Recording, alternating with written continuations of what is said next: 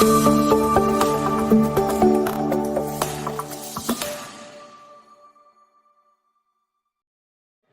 siang dan salam sejahtera. Yang terhormat Bapak Ibu Penguji UKIM dalam Jabatan Pendidikan Agama Katolik Batch 1 tahun 2024 LPTK Santo Yakobus Merauke. Perkenalkan, nama saya Paulus Sandisius Kunang, Guru Pendidikan Agama Katolik pada Sekolah Dasar Impres Nampong, Kecamatan Satarmese, Kabupaten Manggarai, Provinsi Nusa Tenggara Timur. Sebagai mahasiswa PPG dalam jabatan gelombang 1 tahun 2024. Pada hari ini, Jumat 18 Oktober 2024, saya akan melaksanakan proses pembelajaran di dalam kelas 4 dengan tema Allah membimbing umat Israel dan topik Allah memberkati para pemimpin Israel, Samuel, Saul, dan Daud. Selamat menyaksikan. Halo, selamat siang anak-anak. Siang, Pak. Bagaimana kabar hari ini? Baik. Masih semangat? Masih. Sehat? Sehat. Tepuk tangan. Baik, pada siang hari ini kita akan kembali bertemu lagi. Kita masih dalam pelajaran yang sama, Pendidikan Agama Katolik. Sebelum kita mulai dengan pelajaran kita siang ini, saya minta dan mengajak kita semua untuk bangkit berdiri, kita berdoa dulu. Satu orang pimpin doa. Silakan, Asti.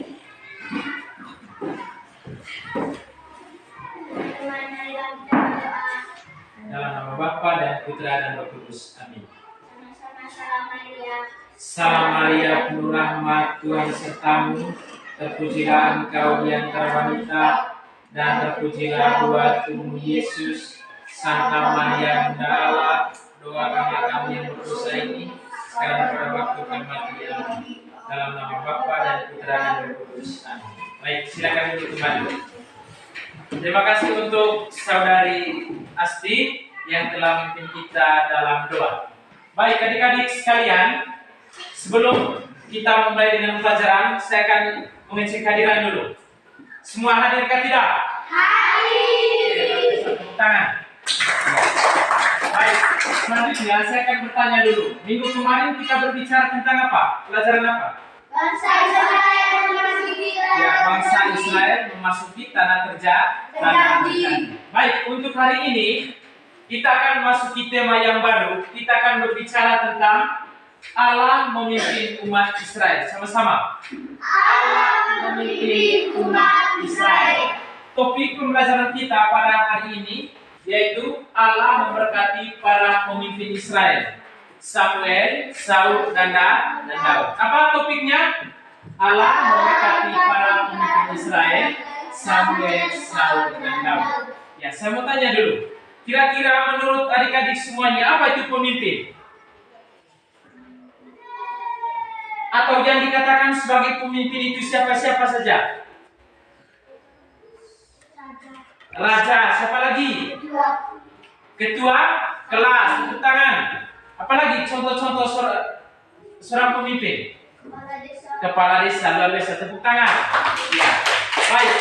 Itu ketua kelas, seorang raja, seorang kepala desa itu merupakan contoh dari seorang pemimpin. Nah, tugas-tugas pemimpin itu banyak hal. Seperti dalam tujuan pembelajaran kita hari ini, tujuan dari pembelajaran kita pada kesempatan ini. Yang pertama itu, setelah selesai pembelajaran kita dari tema-tema atau materi yang kita dengar, pertama sebentar, kita mampu menceritakan kembali secara singkat salah satu kisah pemimpin, yaitu Samuel, Saul, dan Daud. Itu tujuan pembelajaran yang pertama. Terus yang kedua, menyebutkan keteladanan dari Samuel. Terus yang ketiga, menyebutkan pelajaran yang bisa diambil dari kisah Raja Saul. Yang keempat, menyebutkan keteladanan Raja Daud. Terus yang kelima, membiasakan diri mendoakan para pemimpin negara. Baik, yang pertama, kita fokus pada pemimpin yang pertama. Kita berbicara tentang Samuel. Samuel, sama-sama Samuel. Samuel. Nah, sebelum untuk memahami lebih dalam siapa itu Samuel, saya mengajak adik-adik semuanya untuk mendengarkan kitab suci. Ya, panggilan Tuhan kepada Samuel. Pada waktu itu, seorang dari suku Lewi bernama Elkana hidup di kota Ramata. Istrinya bernama Hana dan ia tidak mempunyai anak. Tiap-tiap tahun, kedua orang itu berziarah ke kota Silo untuk bersembah sujud dan mempersembahkan kurban. Pada suatu ketika, Hana berdoa dengan mencucurkan air matanya dan ia berjanji kepada Tuhan. Tuhan semesta alam, jikalau engkau mengaruniakan hambamu seorang putra, niscaya saya akan mempersembahkan diri kepadamu.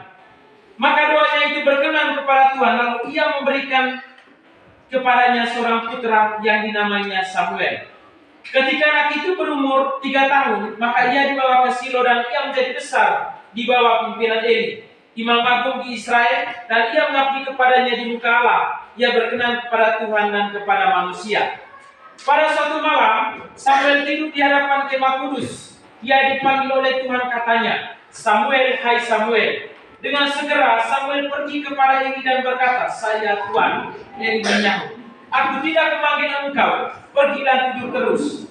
Samuel pergi dan berbaring lagi. Sekali lagi Tuhan memanggilnya, katanya, Samuel, hai Samuel. Maka Samuel bangun dan pergi kepada Eli, katanya, saya Tuhan. Kemudian Eli menjawab, aku tidak memanggil engkau, kembalilah dan berbaring saja. Sebelum diketahui bahwa Samuel, ia dipanggil Allah.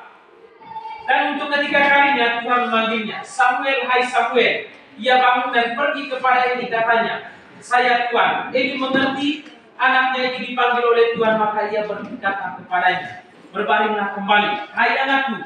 Dan jika engkau dipanggil lagi, katakanlah, berfirmanlah ya Tuhan, maka hambamu akan mendengarkan. Lalu Tuhan bersabda kepadanya, aku akan menepati apa yang kufirmankan kepada Eli, sebab ia mengerti betapa jahat anak-anaknya. Namun ia tidak menghukum mereka. Samuel tidur terus. Keesokan harinya ia dipanggil Eli. Eli bertanya kepadanya, apa yang dikatakan Allah, hai anakku? Jangan menyembunyikan apa-apa. Lalu Samuel menceritakan apa yang dikatakan Allah. Maka Eli menyahut, ialah Tuhan, dibuatnya kiranya menurut hendaknya. Dan kemudian beberapa waktu kemudian orang Filistin bertempur melawan Israel. Orang Filistin bertempur dengan orang-orang Israel. Dan mereka harus melarikan diri. Dan pada waktu itu mereka menyuruh imam-imam mengambil tabut perjanjian dari Silo. Hofni dan Pinehas putra Eli turut serta imam-imam orang itu. Orang Israel dikalahkan, bahkan tabut perjanjian jatuh ke tangan musuh. Kedua anak Eli tewas. Seorang pesuruh pergi ke Sio. Eli yang telah membuka matanya bertanya kepadanya, apa yang telah terjadi? Pesuruh itu menjawab, kedua anakmu tewas dan tabut perjanjian direbut oleh musuh. Ketika Eli mendengar berita yang dahsyat itu, jatuhlah ia dari kursinya, tengkuknya patah dan ia meninggal. Samuel pun menjadi hakim di tanah Israel sesudah Eli. Ia berkata kepada bangsa itu, buanglah segala patung berhala yang ada di rumahmu, sehingga mereka dikalahkan oleh orang-orang Filistin karena mereka menyembah berhala. Ada patung-patung. Dan mulai saat itu mereka sudah menghindar, sudah tidak mentaati, sudah tidak menuruti perintah-perintah Allah. Kenapa tadi? Mereka menyembah patung-patung berhala. Samuel menjadi hakim di tanah Israel dan ia berkata kepada bangsa itu, buanglah segala patung berhala yang ada di rumahmu, maka Tuhan akan melepaskan kamu dari tangan Filistin. Maka segenap rakyat berpuasa sehari lamanya dan berkata, kita telah berdosa terhadap Tuhan. Kemudian orang Filistin itu menyerang sekali lagi. Seluruh rakyat Israel takut sekali dan berkata kepada Samuel, jangan berhenti mendoakan kami, supaya Tuhan menyelamatkan kita. Samuel mempersembahkan korban dan mendoakan rakyatnya. Tuhan menimbulkan taufan yang mengacaukan orang Filistin. Mereka dikalahkan dan tidak berani masuk tanah Israel selama Samuel hidup. Kemudian bangsa Israel mendengarkan dan sangat Samuel menghormati kepada Tuhan. Ia adalah tokoh yang berdiri di antara dua zaman, yaitu zaman hakim-hakim dan zaman raja-raja. Dialah yang meletakkan dasar dan semangat bagi bangsa yang baru, yaitu zaman kerajaan. Baik adik-adik sekalian, itu beberapa kisah ketika orang Israel dikalahkan oleh orang Filistin. Mereka dikalahkan yang pertama tadi karena mereka tidak taat dan juga mereka itu menyembah patung-patung berhala, bukan menyembah Allah. Tetapi yang menariknya di sini, Samuel dipilih oleh Allah ketika ia masih muda sekali. Ia dipilih oleh Allah. Nah, adik-adik sekalian, ketika Samuel itu sudah memasuki usia yang tua, bayangkan, kita bayangkan selama beberapa tahun Samuel itu memimpin orang-orang Israel. Begitu banyak berkat, begitu banyak keteladanan, contoh-contoh yang baik yang diberikan oleh Samuel kepada orang-orang Israel. Nah, ketika memasuki usia yang tua, orang-orang Israel tahu dan mereka membutuhkan pemimpin yang baru. Nah, mereka meminta kepada Samuel, karena umurmu sudah tua, maka besar harapan bagi kami untuk memberikan suatu pemimpin yang baru. Mengapa mereka membutuhkan pemimpin yang baru? Karena Samuel tadi itu sudah tua. Oh, maka ia berdoa kepada Tuhan. Samuel, Tuhan, dengar jeritan dengan permintaan dari umat, yaitu orang-orang Israel. Maka bisikan Allah itu sampai ke telinga Samuel. Lalu ia membisikkan kepada Samuel, ada itu pemimpin, namanya Saul. Lalu ketika ia berjalan-jalan dan pergi ke satu kota, ia menemukan Saul. Saul itu ketika ia sedang mengembalakan dombanya, ketika ia mengembalakan binatang peliharaannya. Maka berjumpalah dengan Samuel, yaitu Saul. Lalu ia menunjukkan, engkau akan kuangkat menjadi seorang raja untuk memimpin orang-orang Israel. Maka keesokan harinya seluruh rakyat dikumpulkan di dalam istana, sampai juga ada orang-orang berada di luar istana untuk menyaksikan pemimpin yang baru. Mereka ketika Samuel mengumumkan bahwa raja terbaru kita itu adalah Saul, mereka bertepuk tangan, senang. Nah, pada saat itu juga setelah beberapa tahun demi waktu berlalu, mereka juga menghadapi suatu peristiwa, yaitu terjadi peperangan. Dan peperangan ini selalu dipimpin oleh Saul. Dan orang-orang yang melawan, orang-orang yang menindas orang-orang Israel itu dikalahkan. Nah, terjadilah orang-orang Israel itu menjadi menang. Nah, ketika orang Israel menang, muncullah sikap kesombongan. Saul tidak menghormati Allah lagi, tetapi dia terbalik, merasa diri orang hebat, merasa diri orang baik, orang yang kuat mengalahkan yang lain. Nah, Allah tidak suka, Allah tidak senang. Makanya ia berbisik pada Samuel. Kenapa Saul itu berbalik? Kenapa Saul itu tidak berbakti lagi? Kenapa Saul tidak menuruti perintah-perintahku?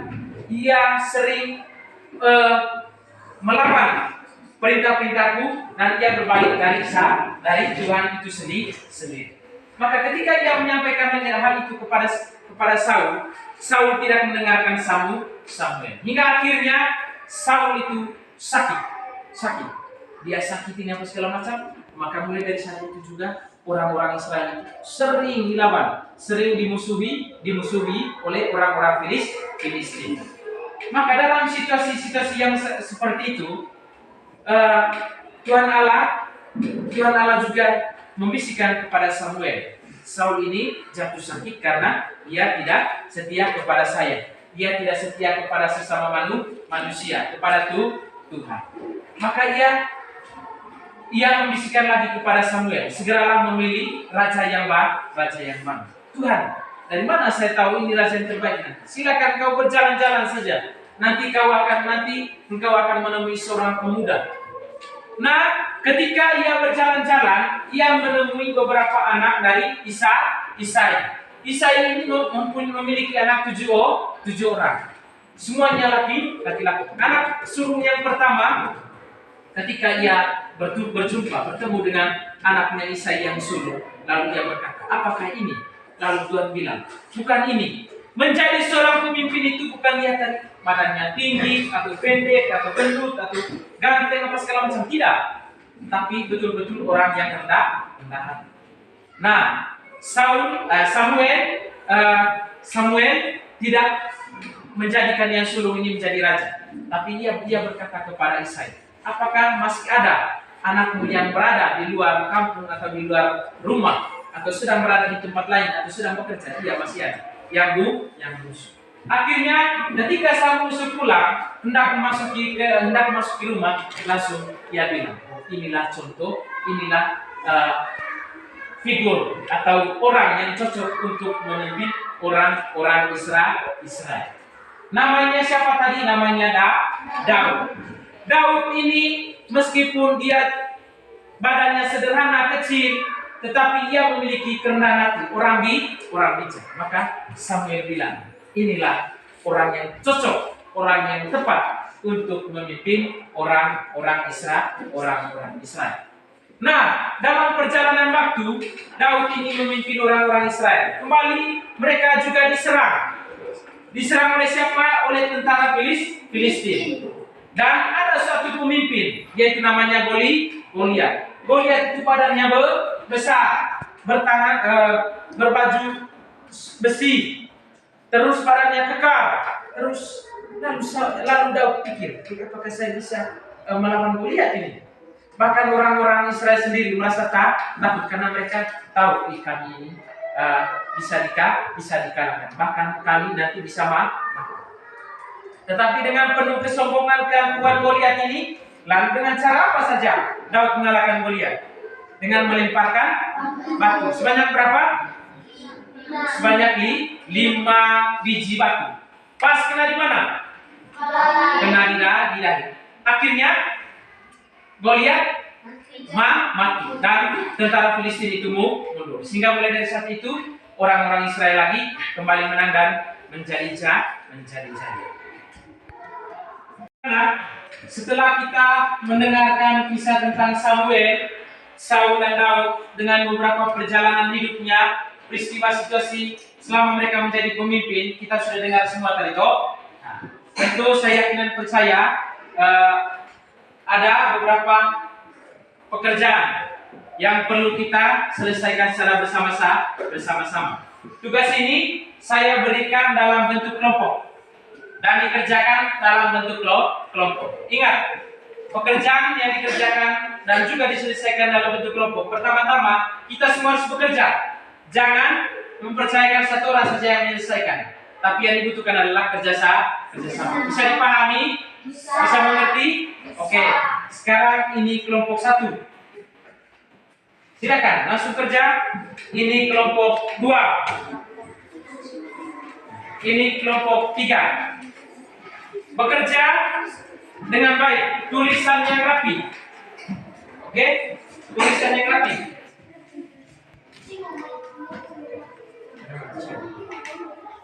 Yuk. Sudah semua tugasnya? Ya. Sekarang saya minta kelompok 1 untuk membacakan hasil tugas kelompoknya. Silakan maju. Yang lain dengar. Selamat siang teman-teman. Selamat siang. Kami dari kelompok 1 ingin mempresentasikan hasil kerja kami. Nomor 1. Kapan Samuel menerima panggilan Allah? Jawaban. Ketika Samuel masih muda, ia dipanggil oleh Allah. 2. Mengapa Allah meninggalkan Saul? Jawaban. Karena Saul tidak setia. 3. Mengapa Daud mampu mengalahkan Goliat? Jawaban. Karena ia memiliki kemampuan yang kuat. Oke, lalu satu tangan untuk kelompok 1. Ikut kelompok 2. Silakan.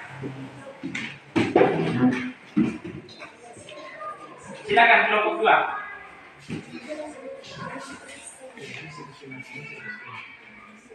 Selamat siang teman-teman. Selamat siang. Kami akan mempresentasikan kerja kelompok kami. Kapan Samuel menerima panggilan Allah? Jawaban: ketika Samuel masih muda, dia dipanggil Allah. 2. Mengapa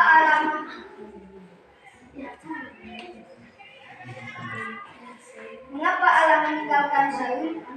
Karena Saul tidak setia. 3. Mengapa Daud mampu mengalahkan Goliat?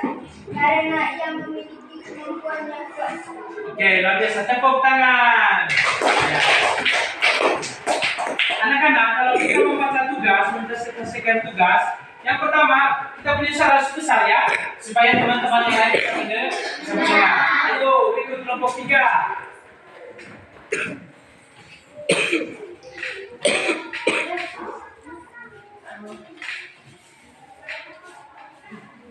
Selamat siang teman-teman. Selamat siang. Kami dari kelompok 3. Kami akan mempresentasikan hasil tugas kami. Nomor 1.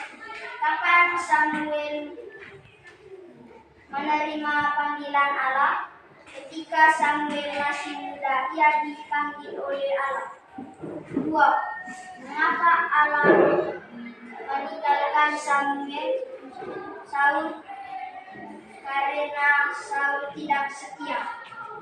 3. Mengapa Daud mengalahkan Goliat? Karena ia memiliki kemampuan yang kuat. Oke, tepuk tangan untuk kelompok 3. Silakan kembali ke tempat duduk semula.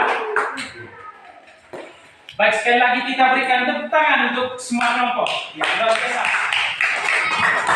Terima kasih untuk kelompok 1, 2, dan 3 karena telah menyelesaikan dan mengerjakan soalnya dengan baik, dengan penuh tanggung jawab. Luar biasa. Adik-adik sekalian, pertama tadi, kapan Saul menerima panggilan Allah? Kita dalam ceritanya tadi, ketika Saul itu masih muda, dia dipanggil oleh Allah untuk menjadi pemimpin. Yaitu siapa tadi? Samuel. Kemudian mengapa Allah meninggalkan Saul? Benar, karena ia tidak setia, karena ia tidak taat, karena memiliki rasa sikap sombong. Itu makanya kita ini kalau kita ini punya kelebihan dan punya kekurangan. Jangan jadikan kelebihan itu menjadi senjata untuk kita sombong dengan orang lain. Tapi jadilah seperti Samuel. Kemudian mengapa Daud mampu mengalahkan Goliat? Pertama tadi, selain dia memiliki kekuatan, keterampilan, terus yang paling penting tadi karena ia diberkati dan dibimbing oleh Allah. Baik adik-adik sekalian, kita tahu seperti bangsa Israel itu dan bangsa-bangsa lain, kita pun memerlukan pemimpin. Contoh dari pemimpin tadi, misalnya dalam kelas itu ada ketua kelas, ada kepala sekolah, ada guru kelas, ada kepala desa, ada camat, bupati, gubernur sampai presiden. Mereka adalah contoh-contoh dari pemimpin. Dan menjadi pemimpin yang baik itu harus bisa menunjukkan sikap yang baik, perilaku yang baik. Kenapa? Kita bisa mengayomi, kita bisa menghimpun semua orang tanpa membedakan, tanpa memilah-milahkan. Ini saya punya keluarga, ini saya punya bukan, ini saya punya teman, ini tidak. Tapi kita harus berlaku adil, berlaku sama. Kemudian berikut, pemimpin adalah orang yang terpilih karena memiliki kecakapan dan kebijaksanaan. Harus memiliki keterampilan yang baik, harus bisa menjadi orang yang bijak. Kemudian berikut, Samuel, kita belajar dari Samuel. Samuel adalah seorang nabi dan hakim Israel yang selalu mengingatkan agar setia kepada Allah. Dan kita juga perlu mengandalkan Tuhan dalam tugas, dalam pekerjaan kita. Penting itu berdoa. Terus yang berikut, Saul diangkat dan diurapi menjadi raja oleh Samuel. Parasnya yang elok dan perawakan yang bagus tidak menjadi jaminan bahwa Saul akan setia kepada Allah. Karena itu tadi, karena dia orang yang ganteng, badannya tinggi, dia tidak setia kepada Allah. Akhirnya Allah menjadi marah. Allah itu tidak senang, tidak suka dengan orang-orang yang sombong. Tetapi menjadi sahabat Allah itu adalah orang yang rendah hati dan juga setia. Kemudian Daud putra bungsu Isai yang tinggal di Bethlehem. Daud dipilih Allah untuk menjadi raja menggantikan Saul. Kenapa tadi? Daud itu adalah orang yang rendah, orang yang rendah. Adik-adik sekalian, kita pun mempunyai pemimpin. Dalam sejarah bangsa kita, banyak pemimpin yang mampu mengantarkan bangsa kita pada kemerdekaan. Ada pahlawan-pahlawan. Mereka memperjuangkan kemerdekaan dari tangan musuh, dari tangan penjajah. Intinya adik-adik sekalian, menjadi pribadi yang baik karena kita terpanggil nanti untuk menjadi pemimpin, ya. Kita belajar dari Samuel tadi. Kita belajar dari Samuel. Kemudian Daud menjadi pemimpin yang baik. Ingat, kita adalah pemimpin. Oleh karena itu, kita harus berikan contoh yang baik, teladan yang baik lewat sikap, tutur kata, tanggung jawab terhadap tugas. Dan yang paling penting yang paling penting juga kita harus mengandalkan Tuhan. Pemimpin yang baik itu adalah Tuhan Yesus. Dia pemimpin yang setia, pemimpin yang baik, pemimpin yang rendah. Maka menjadi pemimpinnya itu kita belajar dari Tuhan. Ingat, Tuhan memilih Samuel karena ia memiliki kerendahan. Jadilah kita seperti Samuel. Baik adik-adik sekalian, setelah kita mendengarkan beberapa penjelasan materi kita pada kesempatan ini, dari hasil tugas-tugas kelompok yang telah dikerjakan oleh teman-teman itu semuanya nilainya baik. Tepuk tangan. Ya. Dari kelompok 1, perolehan nilai tugasnya ini setelah saya periksa, saya cek, mereka mendapat nilai 100. Tepuk tangan. Terus dari kelompok 2 ini, mereka punya nilai ini 98. Sudah biasa, tepuk tangan. Kelompok 3, mereka punya nilai sama juga, 98. Tepuk tangan. Adik-adik sekalian, luar biasa. Saya mau tanya dulu, pelajaran kita hari ini, apakah ada yang perlu ditanyakan lagi? Tidak. Apakah bahagia, senang mendengar pelajaran hari ini? Senang.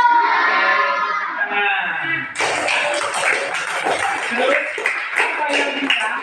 apa yang kita telah belajar, apa yang telah kita dengar harus simpan di dalam hati, simpan di dalam kepala. Lalu sampai di rumah belajar ya.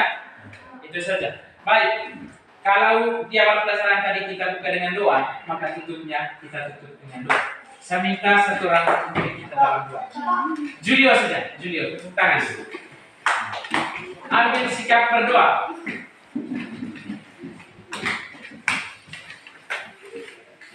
Teman-teman dan Bapak Guru, marilah kita berdoa. Dalam nama Bapa, Putra, dan Roh Kudus. Amin. Bapa kami yang ada di surga, dimuliakanlah namamu, datanglah kerajaanmu, jadilah kehendakmu di atas bumi seperti di dalam surga. Berilah kami rezeki pada hari ini, dan ampunilah kesalahan kami, seperti kami pun mengampuni yang bersalah kepada kami. Dan jangan masuk ke dalam pencobaan, tetapi bebaskanlah kami dari yang jahat. Dalam nama Bapa, Putra, dan Roh Kudus. Amin. Selamat siang. Siapa?